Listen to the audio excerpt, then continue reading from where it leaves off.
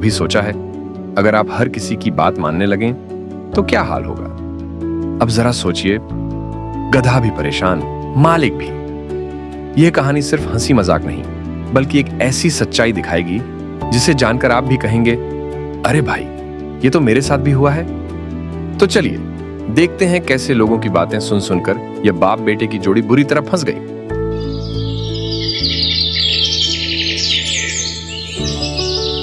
एक दूर दराज गांव में मेला लगा था, जहां हर तरफ चहल पहल थी। इसी मेले में एक पिता और उसका बेटा पहुंचे, जहां उन्होंने एक मजबूत गधा खरीदा।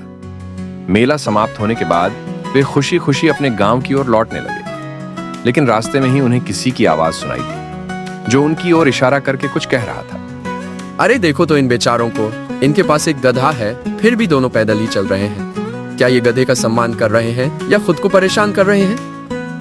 दोनों ने एक पल के लिए सोचा और महसूस किया कि यह बात सही लगती है। बिना देर किए वे गधे की पीठ पर सवार हो गए और आगे बढ़ने लगे।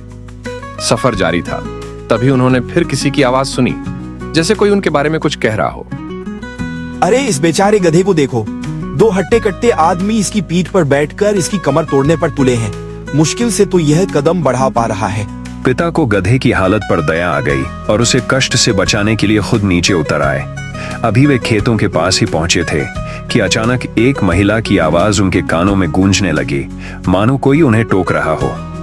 अरे देखो तो इस लड़के को, कितनी बेशर्मी से गधे की सवारी कर रहा है, जबकि बेचारा बूढ़ा पिता पैदल चल रहा है। अगर जरा भी संस्कार होते तो खुद पैदल चलता और अपने पिता को गधे पर बैठने देता। लड़का गधे से नीचे उतर आया और इस बार बाप ने उसकी जगह ले ली, गधे की पीठ पर सवार हो गया। अभी गांव के पास पहुंचे ही थे कि एक राहगीर ने आंखें फाड़कर देखा और मुस्कुराते हुए तंज कसा।